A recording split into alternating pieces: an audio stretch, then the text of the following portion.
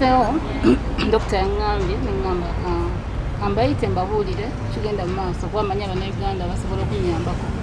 kubanze nganze sikyasobola kakimanyi mbadde down kimanyi nabo tebali bulungi olw'embeera ya covid era njagala n'okwebaza bonna abambeereddewo kuba up to now babadde bangi abambeereddewo sobola bamalayo okusingira ddala maama Nareiso kubana kati yakyansasuulira dialysis tannaba kulekeraawo naye kino yagambye tagenda kisobola kikola bwomu so nenzijja nsaba okuyambibwako naye nasobola kyonna kyocontribute nze sobola okunyambako sobola okuyita ku namba yange ya MTN ya Airtel oba account number yange eri mu Centenary Bank zengenda okubawa zikunukkiriza miliyoni 2 tutuusewo tutya maama Nareiso abadde akukwatirako maama Nareiso era yagambye ajja kwongera okunkwasizaako maama Nareiso yagambye era ajja kwongera okunkwasizaako naye tajja kusobola kumalako bwomu so nsaba okuyambibwako abantu abalala basobola okunyambako bonna abagagga bangi sinza bamalayo waliwo bemanyiiko mu mutwe mama Fiina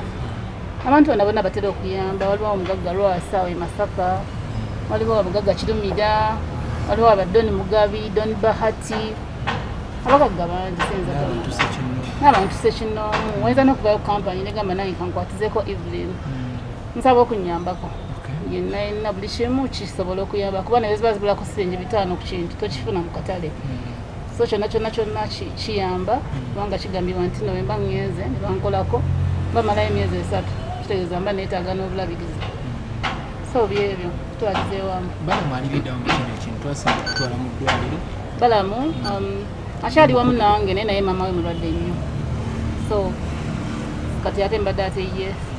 namugambyeko naye sinamanya bwanyamba kuba kati naye akyalina mu kizibu ekyo ensigo enani agenda zikuwa ensigo tujja kunoonya mu famire yange ali olwedde aliwo agala okumpa ne kati babeera balina omumala okukebera bikwatagana bitya ye wasigazeemu asigala atya ya bitagamu tests nyingi nnyo zibweyabali nazo zonna byenalina byetaaga ssente kubanga omu bwagaana babeera batrayinga mulala nogala so byebyo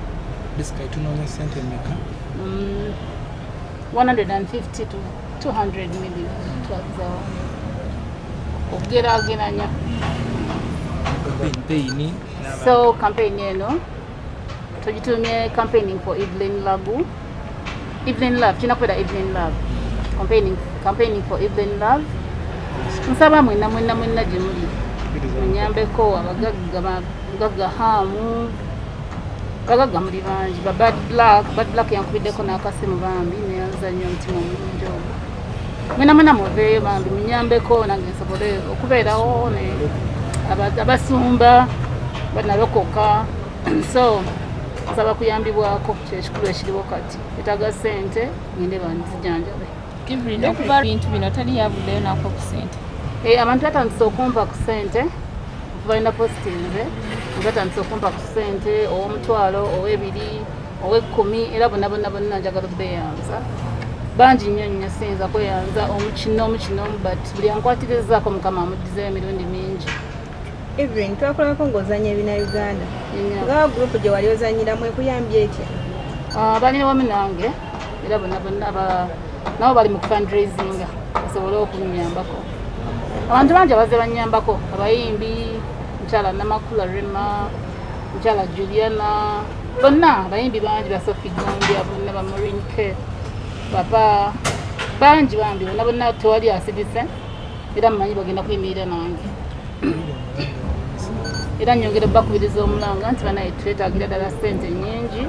ngende banzijanjabe nange nsobola obeera Dr. Kalyesubula Robert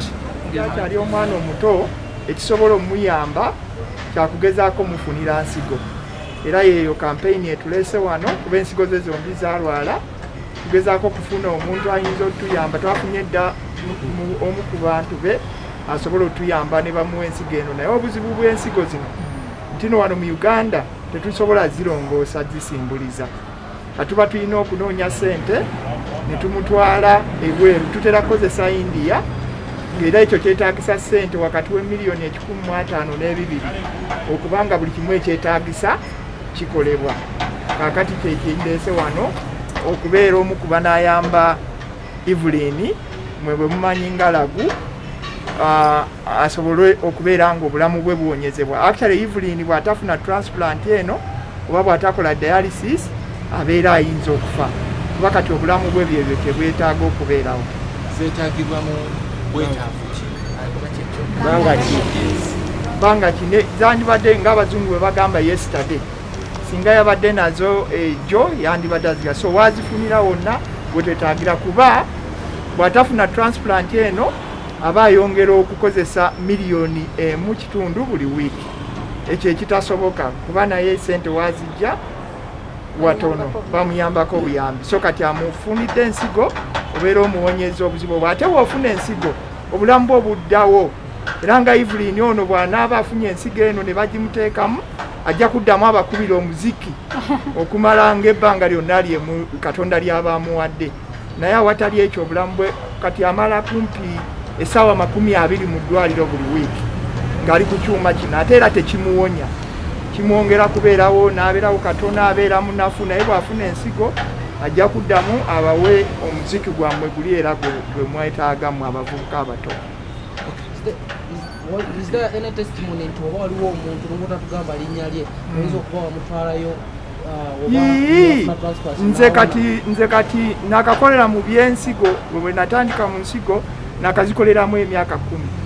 nakaweereza abantu 8 e India bonna bakoze bulungi okujjako omu sente zigula eddagala zakola ki zamugwako oyo Katonda n'amutwala naye abantu abalala bonna bakoze ki bakoze bulungi so babatwala. Twogera ku nsigo ezisengejja obukyafu mu mubiri tetwogera ku nsigo zino ez'abasajja ezizaala nawuliddewo omwe yali agamba nti bwe bakugjamu ensigo tozaala no towangala nakuwangala ensigo zetwogerako ze zino ezizaala ate tetukwata bukwasi bantu ne tubajjamu nsigo tubeekebejja ne tugenda ku boodi eya Ministry of Health ne tubuulira nti oyo omuntu asaanidde era asobola okukola ki okugaba ensigo. Of course tetusobola tutandika process eno kozi nga tutegedde nti ne ebikozesebwa weebiri ate ng'ebikozesebwa ebisinga basically sente ozifuna mu muntu omulala bwe banedda obuzibu bwa Uganda nti ofuna ensigo mu bantu abalala ndowooza mwalabyeko ne ku mawulire mwe bennyini abaagakubye nti balina organ trafficking mu Uganda kakati okusimbuliza ensigo kulina amateeka gwako so tusooka na famire yo beremererwa nga tukozesa obukakafu obwo nga tunoonya wabweru wa famire naye tetusooka mu famire yo kuba